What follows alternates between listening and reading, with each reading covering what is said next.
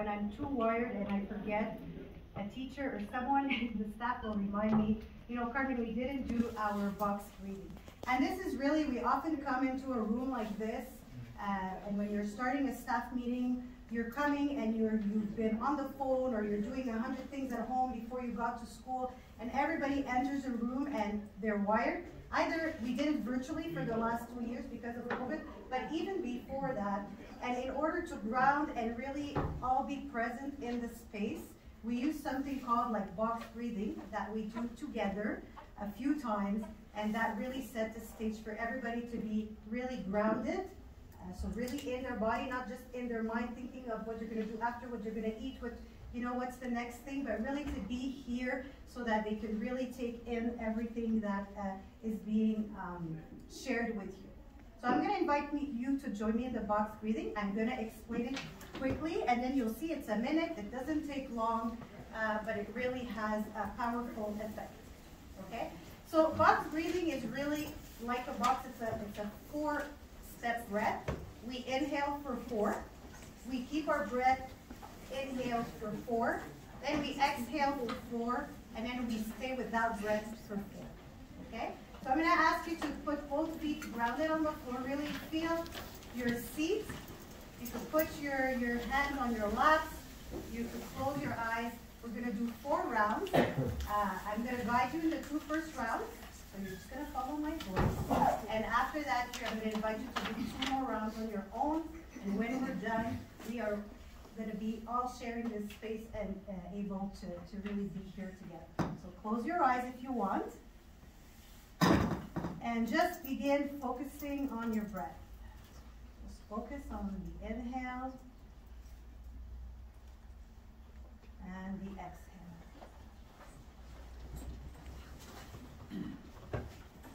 Now I'm going to ask you to inhale for 4. So 1, 2, 3, 4. Hold your breath for 4. 1, 2, 3, 4. Exhale completely for 4. 1, 2, 3, 4. And hold 1, 2, 3, 4. Again, inhale for 4. 1, 2, 3, 4. Hold your breath for 4. 2, 3, 4. Exhale completely. 2, 3, 4. And hold 1, 2, 3, 4. And I invite you to continue 2 rounds on your own and join us after.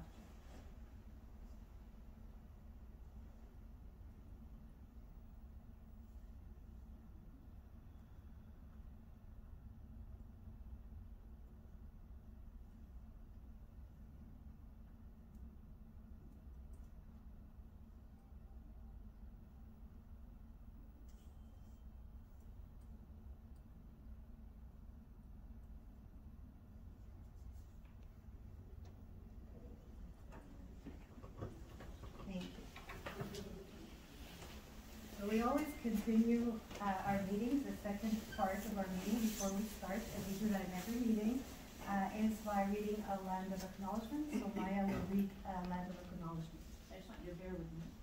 I did touch base with the chief. I was one of the people that waited in line to talk to him just to make sure it was well written, and he actually asked me to remove some of the stuff, which was great. So, as many of us are settlers, immigrants, or descendants of those brought to this land, it is our collective responsibility to pay respect and recognize that this land is the traditional territory of Treaty 7 region. This valley has long been important to the Mountain Cree clan of Peachey and to the Dean of the far north and far south, who have their rock art in the canyons here. Additionally, the Métis people have lived on both sides of the mountains for over 200 years. We recognize and respect the traditional custodians of this land and waters on which we live. We as educational leaders share this as an act of reconciliation and gratitude for those who have gone before us.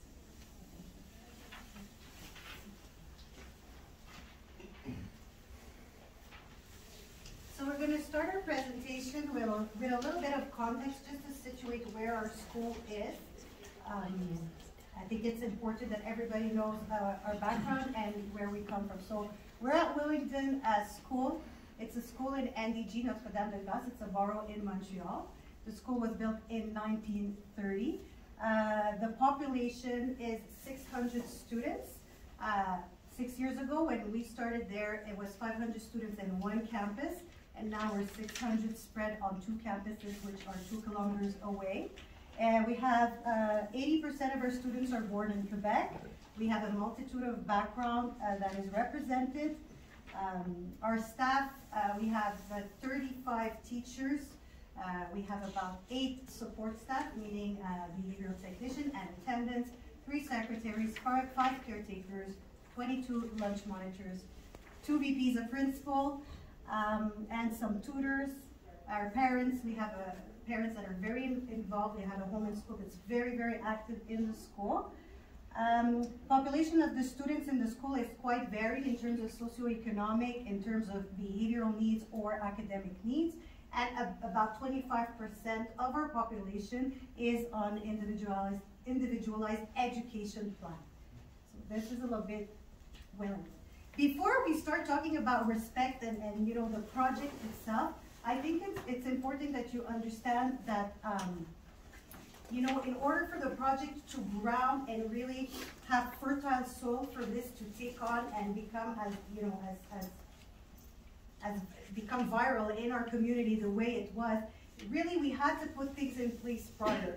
And so what I'm going to do is talk a little bit about those building blocks that we used before we introduced the Respect program, and then Maya will talk more about, you know, the campaign and how you know, how we built it and the steps to get to where we are today.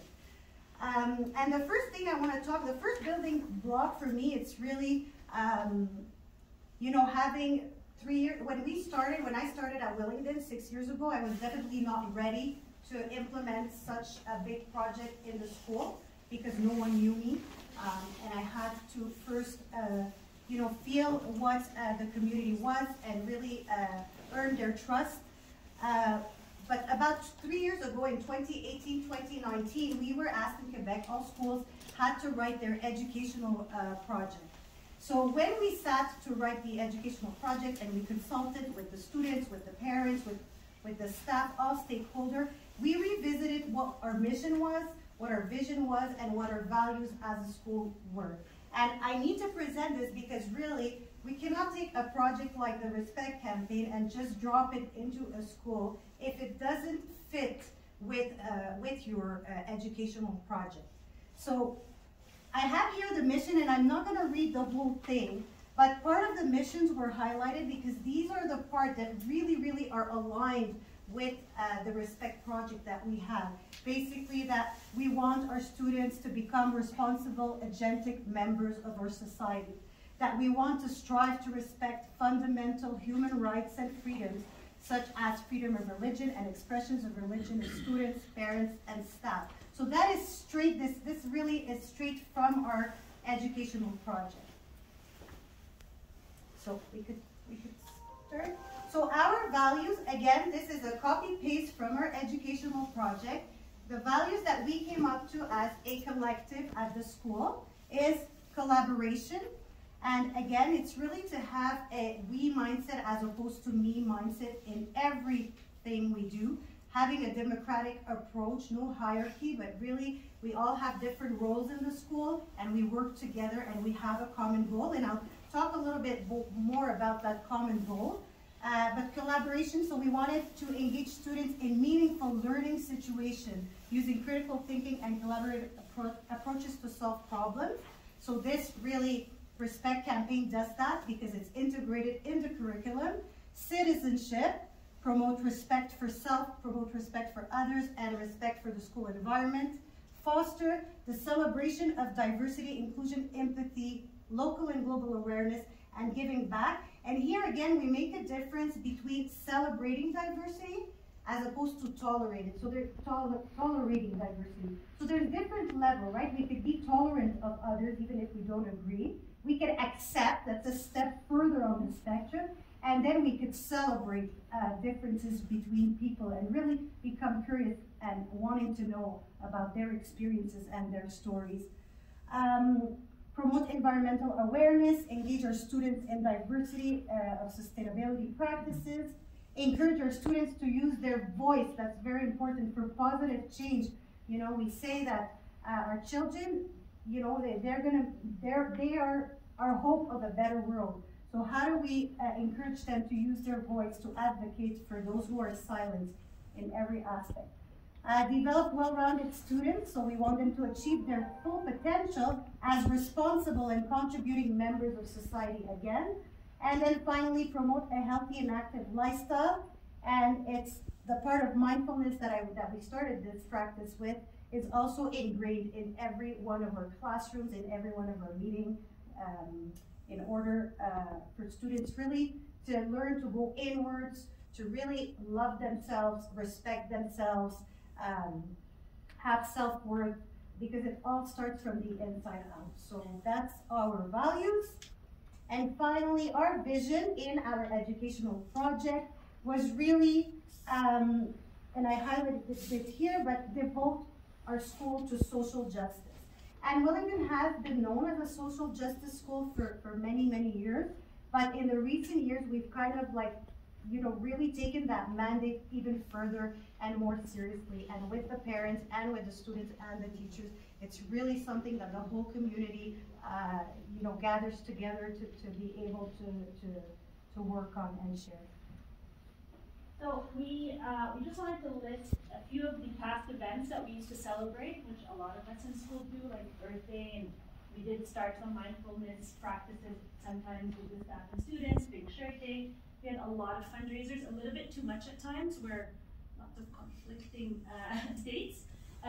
Lucan Awareness and Fundraiser, Black History Month during the month of February, the We Organization Partnership, NDG Food Depot, the Brewery Mission Sexuality Educational Program with our consultants, and the Toolkit, which is an SEL program that has been implemented at Willingdon for many, many years. But despite all of that, we often had requests from students themselves, from parents to do more. So some parents really wanted us to celebrate and recognize autism in particular, or Down syndrome, or other fundraisers, or any other causes that was important to them. And often we would find ourselves voting on it, and there were always things that we just had to say no to. We just didn't have the space. And so that was kind of always in the back of our mind in terms of how do we make it all fit without adding too much on the teachers. We all know that they're already overworked, and at the same time that's plausible and feasible by the community. So this is a little bit about the reflection that took place before the project was presented to the school team. So basically, like Maya said, you know, the school does a lot to advocate for social justice, but yet we still see in school, you know, we're still dealing with bullying, we're still dealing with racial comments and homophobic comments and, you know, name calling. So we're doing so much, but it feels like it's not integrated. You know, the kids could be listening to this motivational speaker that comes to talk to everybody about bullying, and then they go play soccer at recess and they're calling each other names and they're nasty to each other. So there was a lack of integration. It's like they're hearing different messages, but they're not able to really become the message. So that was the first reflective part. And it felt like everything we were doing was in silos. So, oh yeah, this month we're doing, you know, Black History Month, and the other month we're doing another event where we're collecting money for the homeless, or whatever we were doing within that month. But it was in silo. There was not a common umbrella, a common theme. Then the pandemic hit, and with the pandemic, you know, there's a lot of societal issues that came to the surface. So we had the Me Too movement, we had the residential schools atrocities, racism against First Nation people, George Floyd, police, and in Quebec, we also had Bill 21, which is to ban religious symbols for civil servants.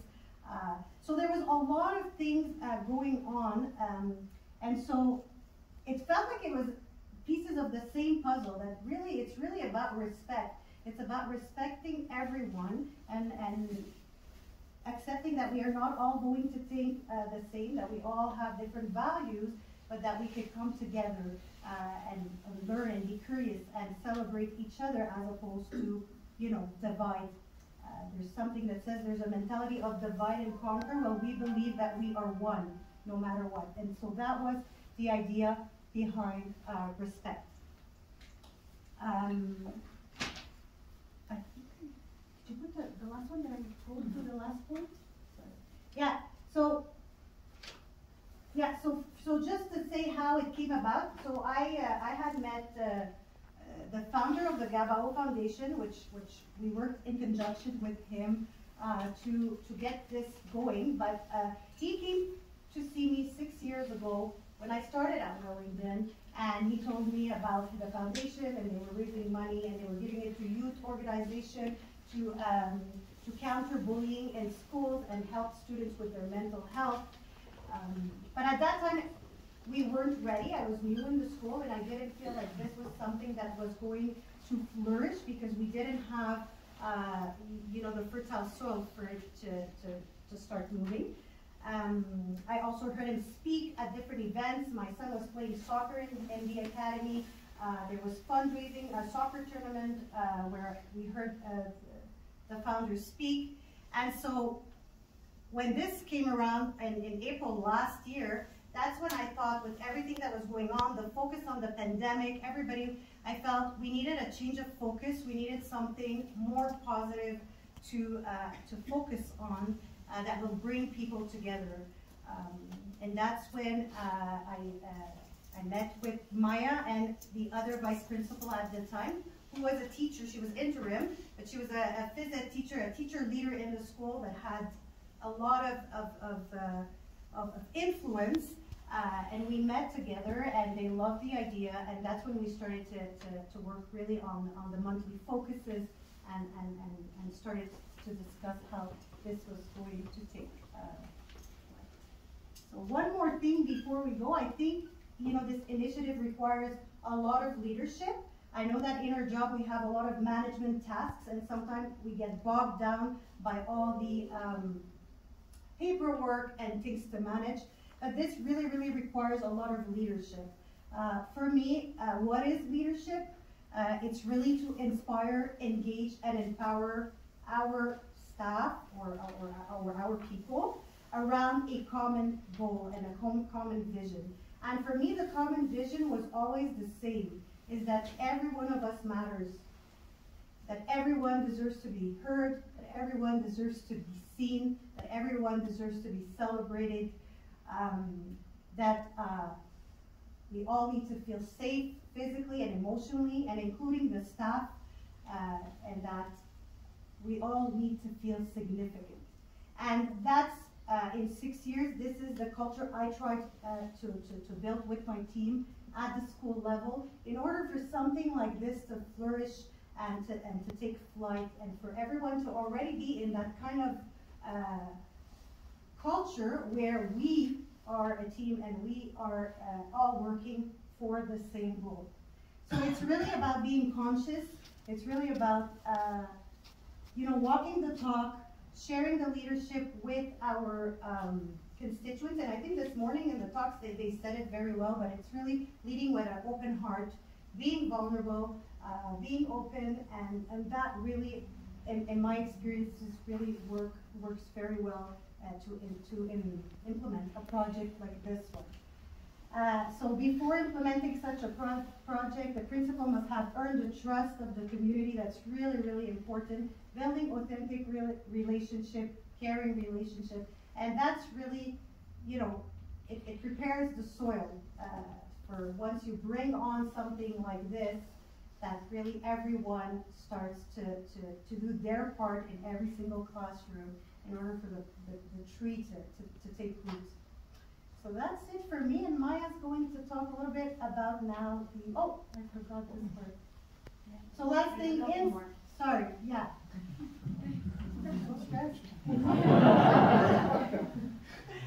So inspiration, what's inspiration? This is my favorite quote, and it's a quote that I've I've been meditating on since I was a teacher. But really, the mediocre teacher tells, the good teacher explains, the superior teacher demonstrates, and the great teachers inspire. And for me, that's my vision. You know, I was a teacher, and I'm always a teacher, and I'm always going to be a teacher. This is who I am. It's who I am. I'm a teacher, and when I see my staff, when I meet with my staff, I see them as my classroom. I just graduated classroom. I used to teach high school students, and now I share with staff what I know and what I learned, and that's how I see it. And just like a teacher in your classroom, you have different needs, you have different characters, you have, you know, the difficult students that you still love, and for me, that's how I've always looked at my staff as my classroom, and always accepted every person as they come, and take them from where they are and try to move them forward. So that's for me inspiration. Engagement, it's really shared leadership. It's getting your teacher involved. It's having a democratic approach. It's listening to them. It's admitting when you're wrong, and really creating those relationships, and having them be part of the decision making. And empowerment, for me, it's really about, you know, coming from the heart. That's the most important. I know it's hard to be vulnerable, but sometimes we need to be able to show people who we really are, and be able to, you know, be one of them, of everyone. So it's really presence, you know, having a big heart, being there, serving, humble, and really it's in your energy. I do a lot of, I got into energy work about 5 years ago. You know, that's why I do Qigong and yoga and all of this, but really when we change our energy, and when we are grounded in our energy and aligned, that's the kind of energy that we share with the rest of the staff, and that for me has shown to be very, very miraculous in what it can do. That even sometimes I look at what's going on, and I can't believe how you know, people can become so empowered that your job becomes so easy, because they just, you know, they just fly, and then you're just there to watch them and catch them when they fall. But that's for me a little bit about leadership, and how this project. We'll talk how we started and show you the videos and do all the fun stuff.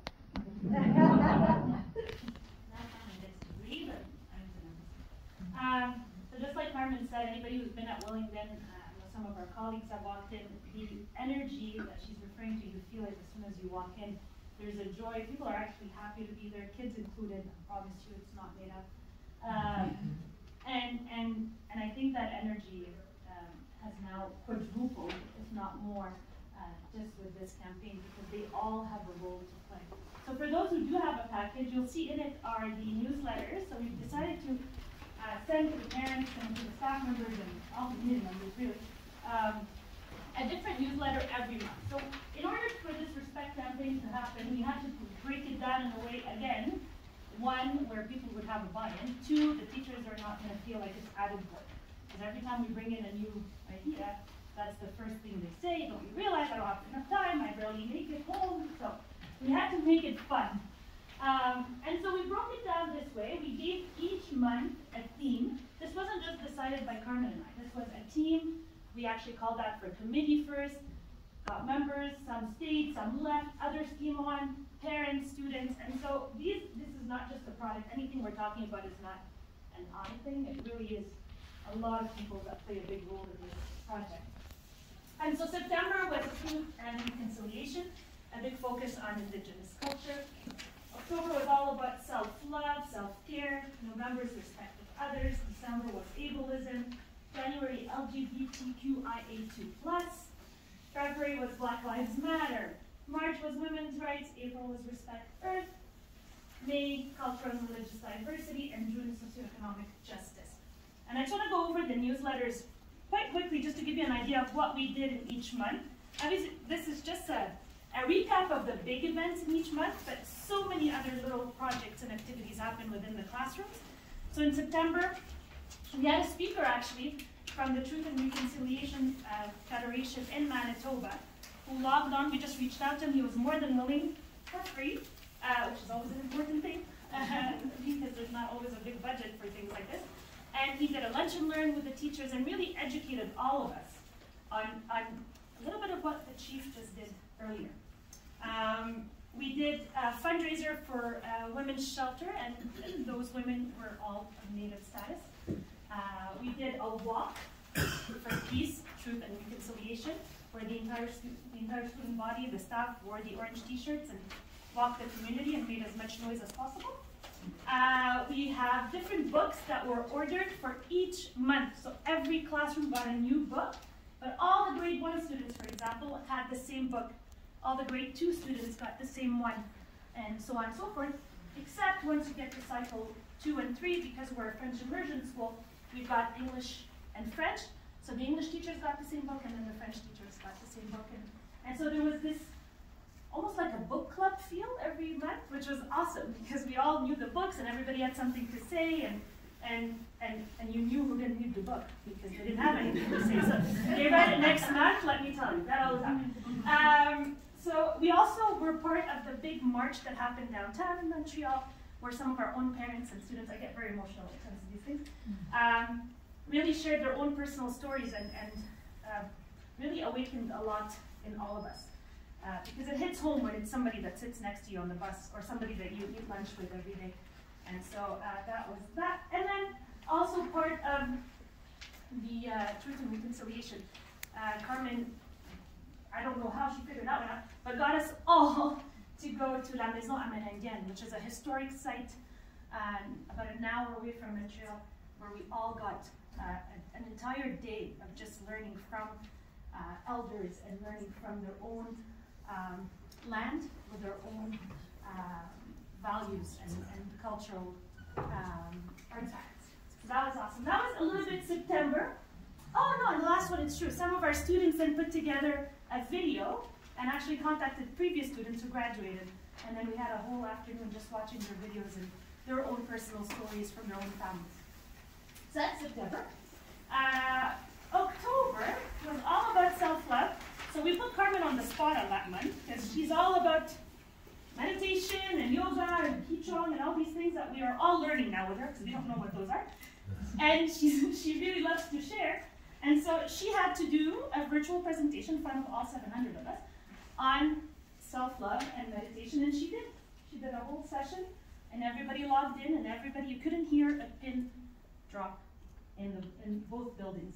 Even the key students had no idea what they were doing, but they did it. They did the applesauce, crisscross applesauce, they did the breathing, they kept pointing, I know her, I see her, but they all got engaged. It was a lot of fun. We always have billboards all over the school based on the focuses, but those don't go down at the end of the month. Those stay. The books don't go away at the end of the month. The theme that was in the month previous continues. We talk about them, we bring them back, we rewatch videos, we re-share stories. It's not, okay, today we're celebrating Indigenous cultures, but then next month, okay, we don't really need to focus on them, we move on. We also had Jonathan, who's the founder of Gabao, who came and did an outdoor presentation, because COVID doesn't make life easy, and played some soccer with the kids and really talked about his own story of kind of success and how he came from quite a lot of adversity and made it. So that was October.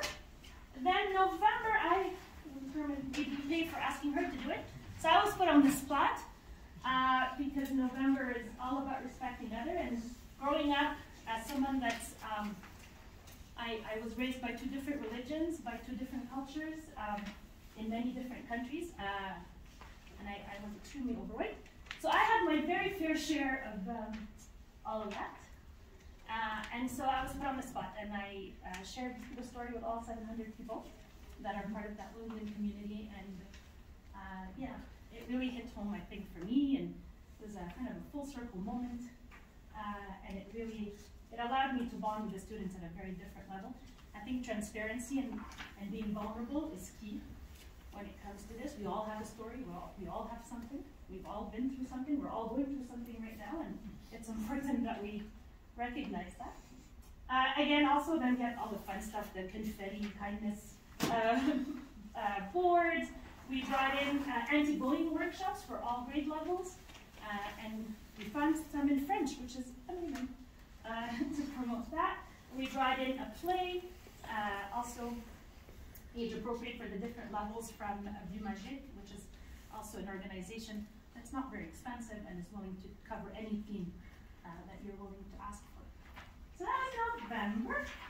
And then December was ableism. That was amazing because we were able to put all of those different needs under one umbrella. So instead of having a month for autism, a month for Down syndrome, we celebrated all of it. We raised awareness on every single one. And that's where our spiritual animator came in, our ERC, so Éthique et Religieuse consultants came and spoke to teachers, spoke to the staff, beyond just the teachers, spoke to us, and also then met with the students. We have our own secretary at senior campus that is in a wheelchair, so she shared her story with everybody. Then again, we also have our boards and our books. And then to end the month, we invited Stephen Atme. For those from Montreal know him very well. He's a performer that was, I guess, diagnosed with ASD at a young age, but was mistreated prior to his diagnosis, and even after that, didn't feel very accepted by a lot of the schools he attended. And so, and now he's quite known. He has his own company, he's a performer, he's a musician, he's an artist, and he does plays, he teaches kids. So he came live and spoke and met with every single grade level as well. December, no, that was December. January was all about pride. So we celebrated non-binary students, gay students, students that are still not sure what they are. We ensured that they recognized where the non-gender biased bathrooms were. We ensured that they had a place to go if they needed to speak to someone. We brought in art therapy. We brought in so many of these resources that honestly can be also at times free, because all you have to do is reach out to the universities that are putting in place these programs, and these people have to have staff. They need to do hours to graduate, so they're always willing to come. We also, Carmen has ties to SOS Changement, which is an organization all about sexual diversity. And they came and gave workshops with Cycle 3 students, so grade 5 and 6, but then did a parent workshop, which caused quite a lot of controversy, but they needed to hear it, because those students exist and they matter. And they are just as valuable as the one sitting next to them that is not transgendered or non-binary or binary or any of those acronyms. And obviously the books. Then February was all about Black Lives Matter. We had Rowan Higgins, who's a very famous poet that came. She's also a little bit of a connection through Lyra, one of our teachers. In other words, a lot of the speakers will really give you a good rate if you know them. And we all have people we know. And there are many people in your schools that know people that they know. And so that's how we did it. We don't have the $3,000 per speaker, and we needed 10 of them. So that's kind of our job. The board wouldn't like us. Then Jonathan, as a Black man, came and shared his story again, but more focused on his dad and his upbringing in Africa before coming to Canada. We did a lot of Black History Month awareness, whether it's at the library. We did some workshops on art, so who were the most famous Black artists. So it wasn't always about brutality or racism, but also we brought in a lot of the positive Black history. So then March was women's rights, so we just finished that. We had the books. We again had 2 presentations, one for the staff and one for the students.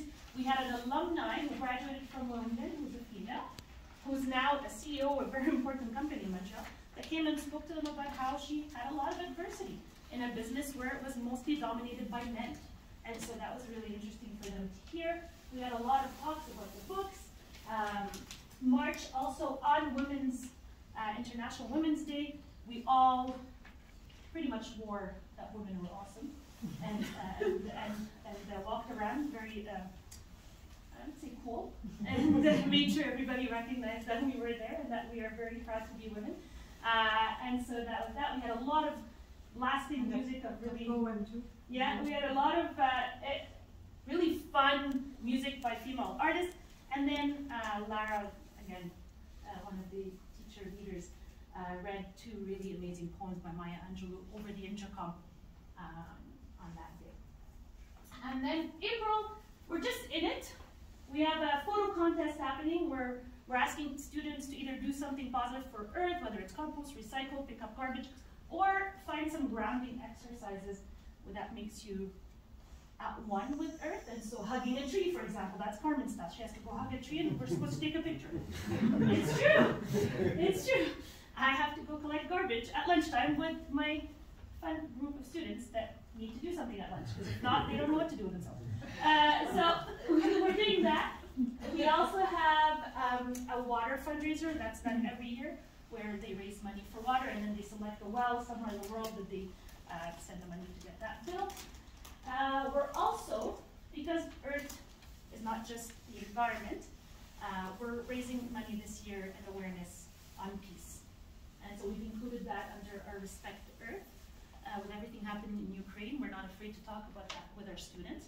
We make sure that what we share with them is not political, it is not biased, it is simply, this is what's happening and we need to save or help or do what we can, whether it's write a note or raise money or sell some cookies or whatever.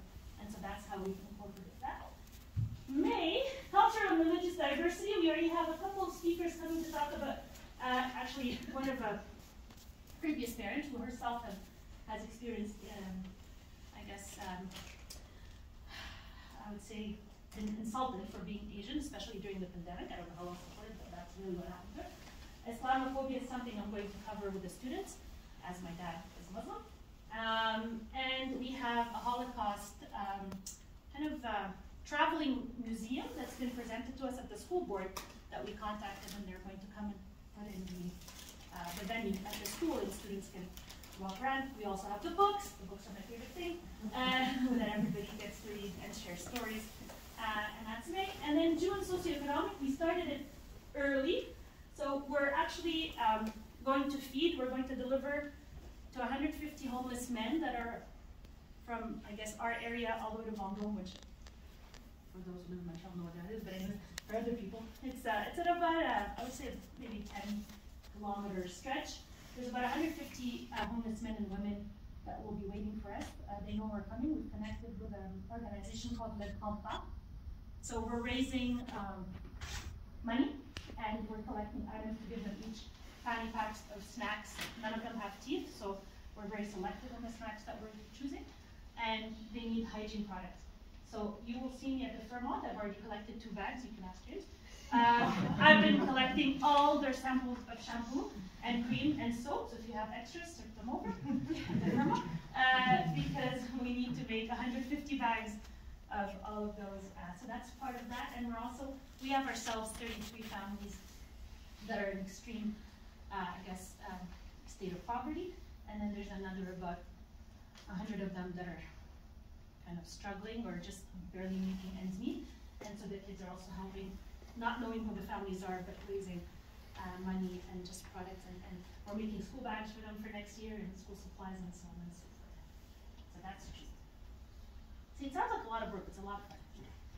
And you get to wear hoodies and t-shirts at work. Yeah. Something that Carmen and Jonathan brought to us from day one is we needed a slogan and we needed a message that we're going to almost brainwash the community with.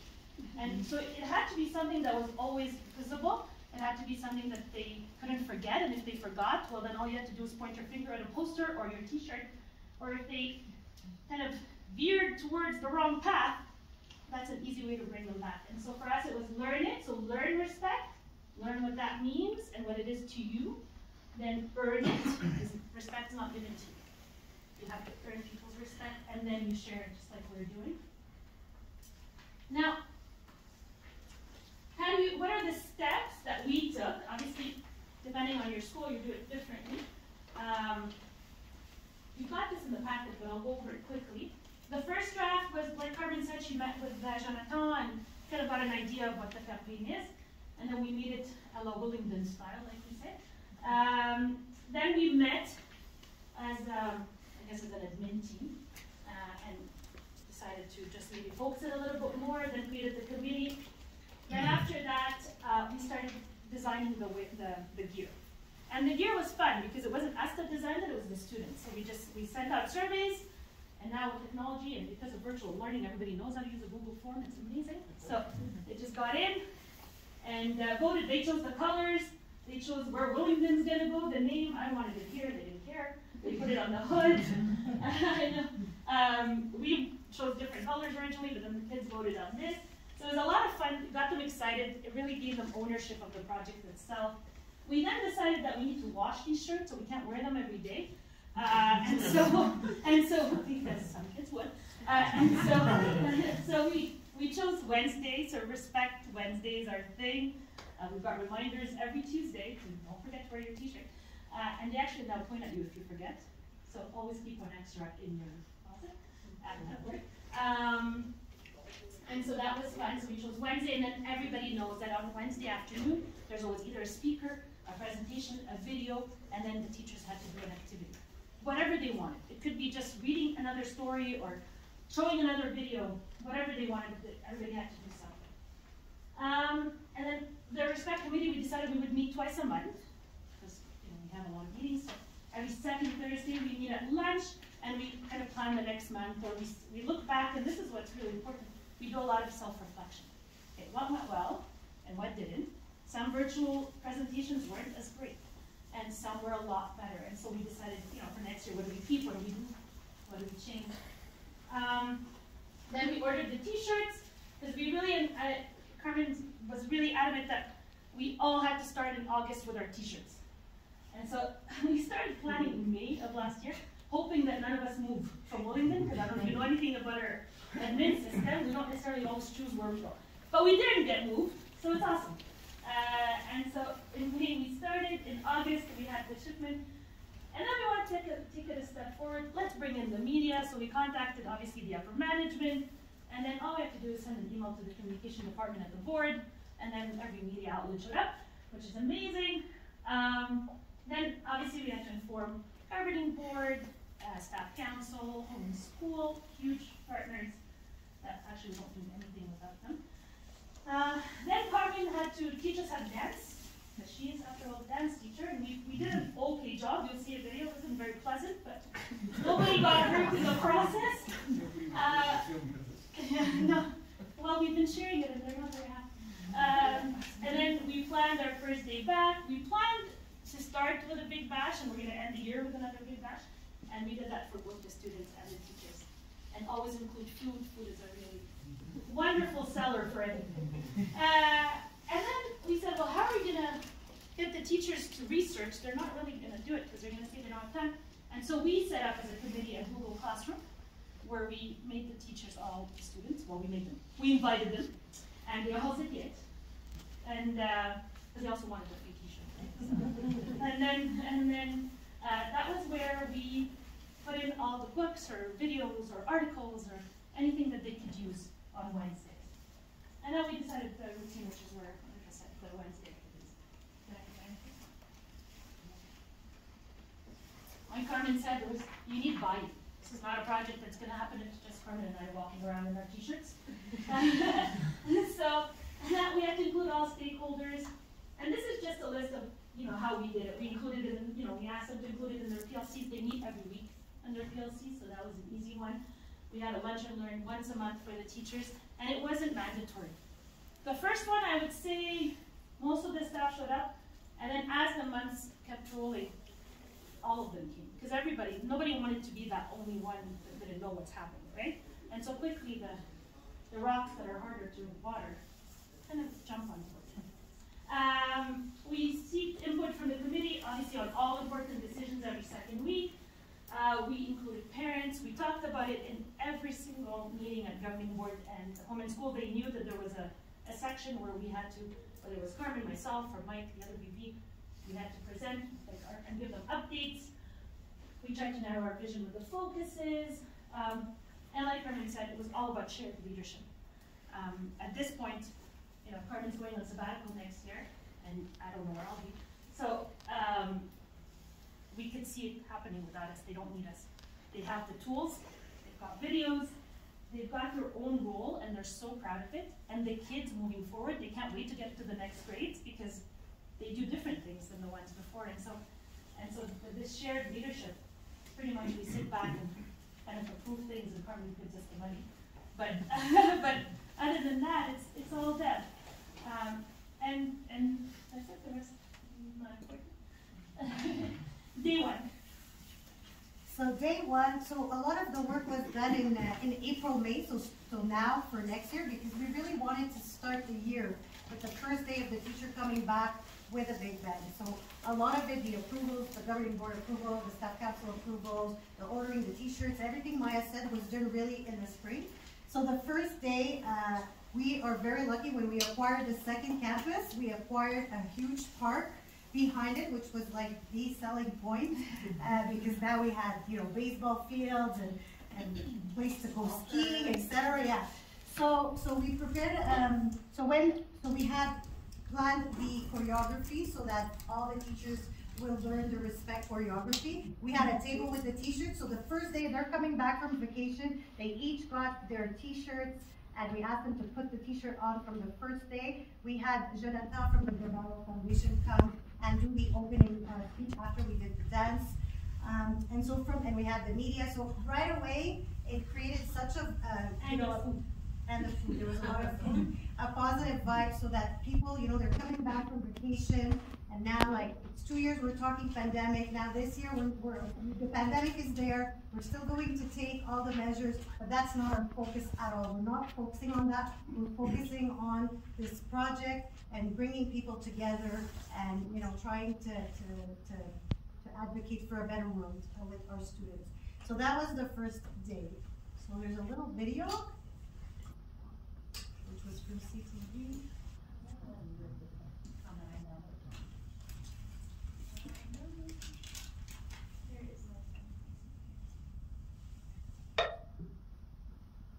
When school resumes next week, students at Willingdon Elementary in NDG will notice a new anti-bullying strategy. It's called the Respect Campaign. Rod Lurie has the story. Willingdon students, believe it or not, this is how your teachers are preparing to welcome you back. They're learning the respect dance, and by the way, your teachers have some pretty good moves, which is not all that surprising considering your principal used to be a dance instructor. They did fantastic. Fantastic dancers. Their spirit, they're always ready to take on whatever we throw their way.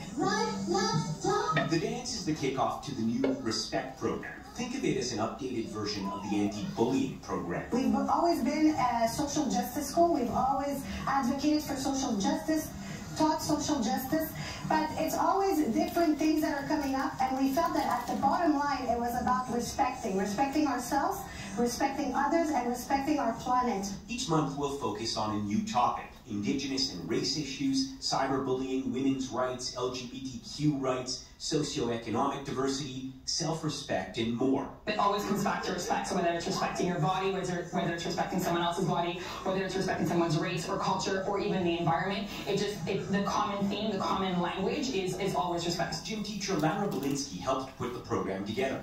And part of the preparation for teachers is hearing from guest speakers on their experiences. My mother is French-Canadian, born in Sherbrooke too. My father is from a little country in central Western Africa called Gabon. They're trying to get into the mindsets of people from diverse backgrounds. I think it's really important that children love themselves regardless of their body shape, size, or race, culture, beliefs, that they love themselves and that they allow their light to shine, and giving permission to other people to do that as well. The school board says it's always looking for new ways to promote these types of ideas. You want to bring awareness, especially to kids at a young age, about respect, about tolerance, about diversity. Hoping this will be one of the most respectful years they've seen.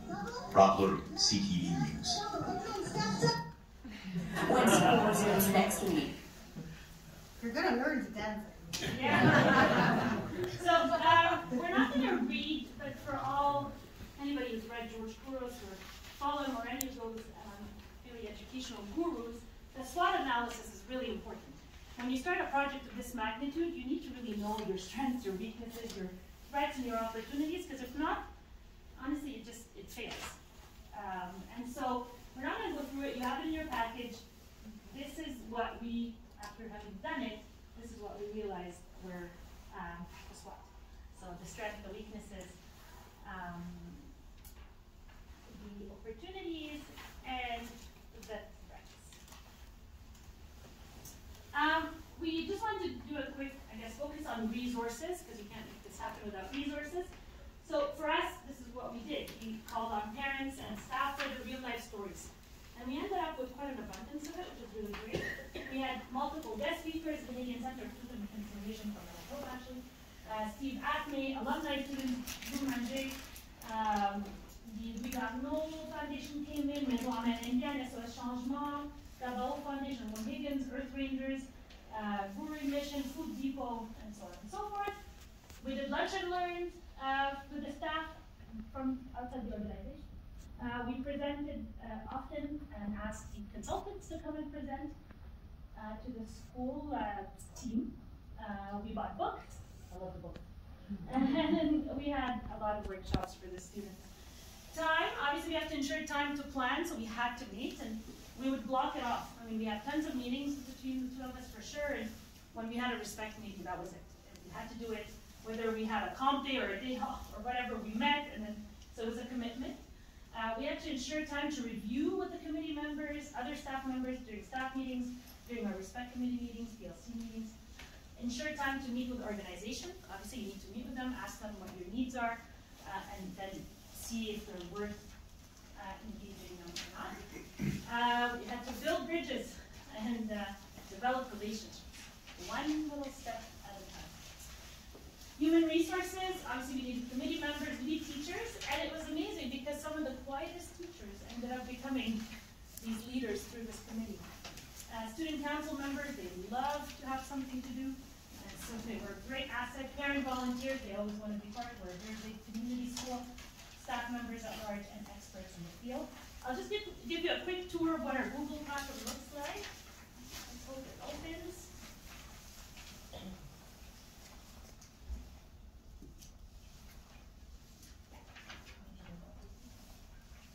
So if you go to classwork, it's divided by line.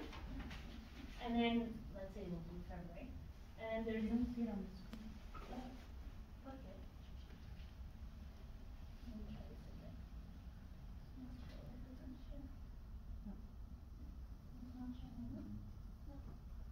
So anybody who's seen a Google Classroom, right now to call the IT guy, it's going to be summertime. I see it as it is. I don't know how much of a film.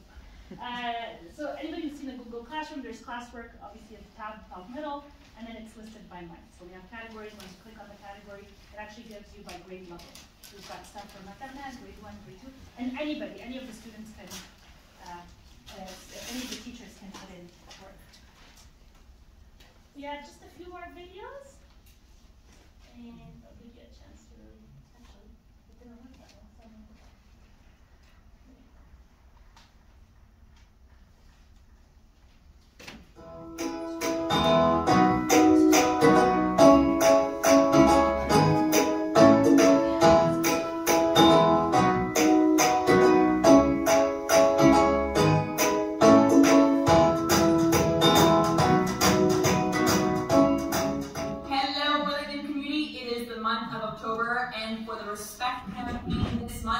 Our focus is on self-love, self-respect, and taking up our mind, body, and soul. So follow along with the song, Don't Be So Hard on Yourself.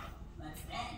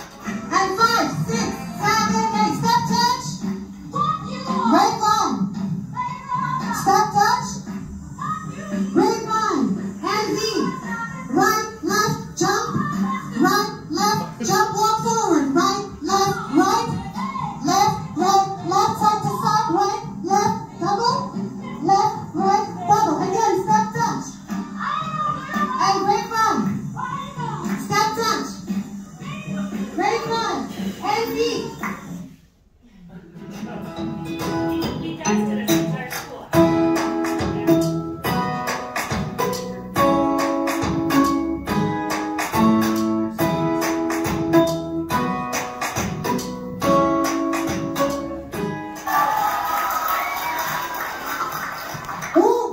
Guys, how was your age? Mr. Dance to Mr. Michael Jackson. I was a skinny kid, very sensitive. I would cry so easily. My dad said, "That's it, Jonathan, it's enough." He brought me to a karate school at the age of 7 years old. Best gift ever. Everyone who knows what bullying is, put your hand up.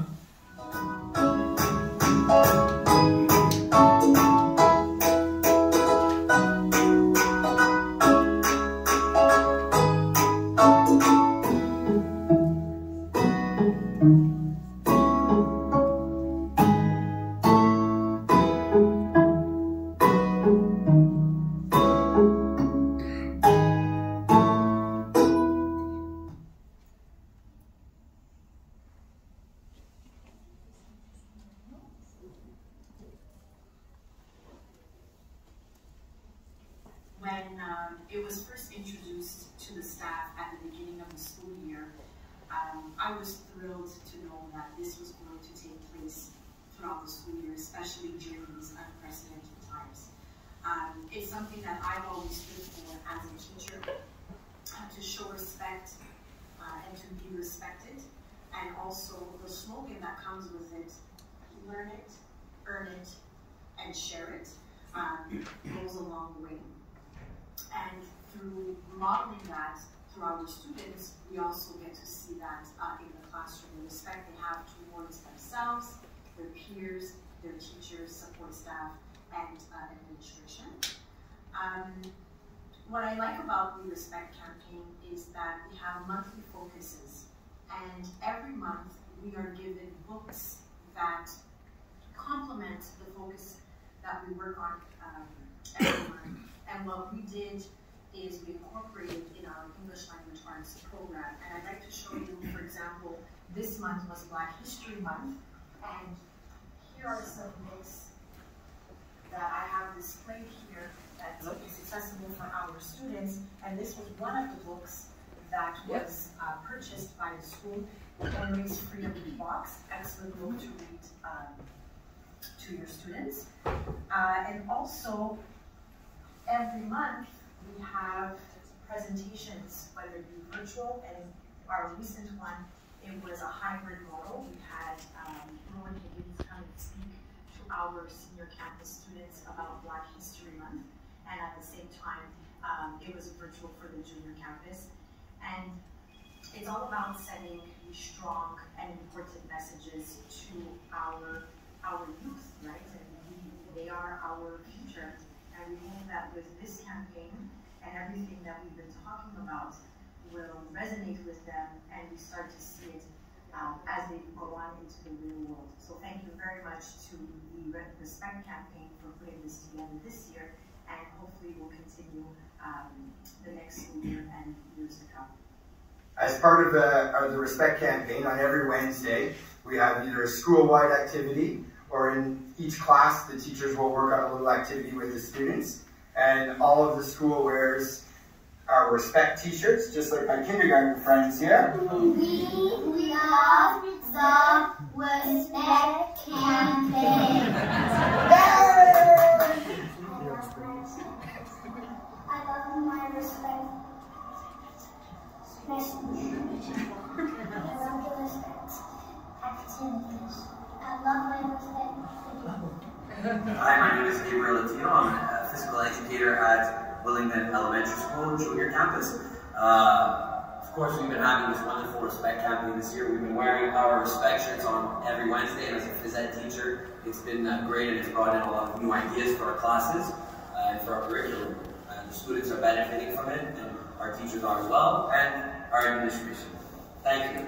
Last summer, our principal, Carmen, announced that she will have a Respect committee, and I was really interested in taking part of the Respect committee as a teacher at Willingdon School.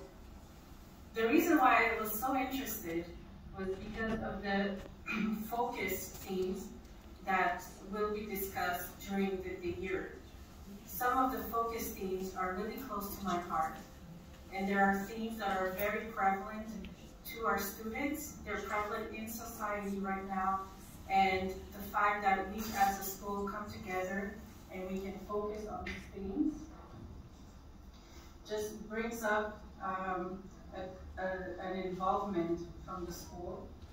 And my role as a teacher on this committee is we meet up twice a month, we sit together, we bring ideas, we brainstorm on how we can bring activities that are relevant to the topics.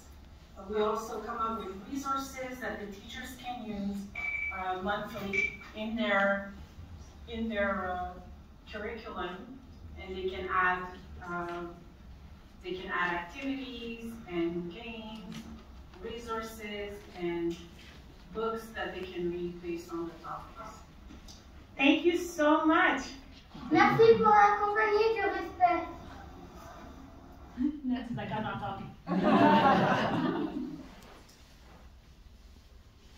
we have one last video for you, but I guess we got screen first.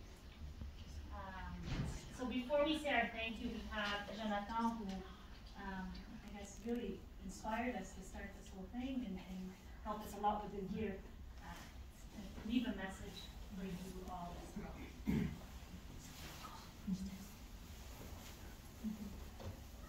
Hi everyone, Jonathan Guy here from the Gabao Foundation. Sports and martial arts, with all the values that come with it, have shaped my life and helped me navigate through many difficulties growing up as a child and as a young adult.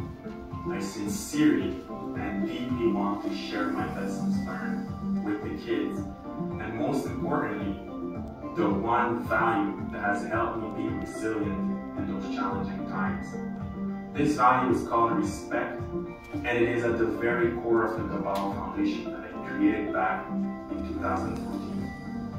Very recently, the Respect Campaign pilot project has seen the day with the Willingdon Elementary School in Montreal, Quebec. The Gabao Foundation is very proud to directly serve its mission, which is to contribute and participate in the fight against bullying and discrimination in schools. This campaign stems from my firm belief that every child in every school should be made aware very early of what respect is, how to earn it, and when to share it. The Respect Campaign consists primarily of conferences and speeches that I give to inspire the kids to embody this powerful value of respect. Also, respect t-shirts, respect posters, and various respect accessories are distributed by the school to empower and promote the message proudly. I'd be more than excited and eager to discuss more of this campaign in details with you and participate in a future project with your school. Until then, I send you my deepest regards. Thank you very much. So there's a pamphlet too in the package that was prepared by Jonathan, and Carmen will give you the final thought. So thank you all for being here and joining us. It's so nice to share something that we're really, really proud of as a school community. You know, when we were meeting to discuss this, and we were excited to see, you know, how it took a life on its own. It really touches my heart deeply, and I'm really glad that you're here. And if you have any questions, please don't hesitate. Our names are here, email. We would be happy to help you set it up in any way that we can if you have questions or concerns. And I guess you could follow our Willingdon and YouTube social media platform. And to finish with a final thought by Venice, that no leader sets out to be a leader. People set out to live their lives expressing themselves fully. When that expression is of value, they become leaders. So the point is not to become a leader. The point is to become yourself, to use yourself completely, all your skills, gifts, and energies in order to make your vision manifest. You must withhold nothing.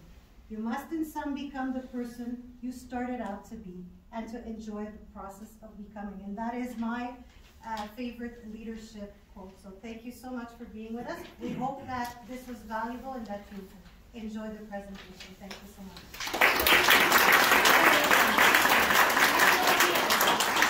So if your name starts with one of the letters of respect, please make your way down to the room. We have some samples of our respect here.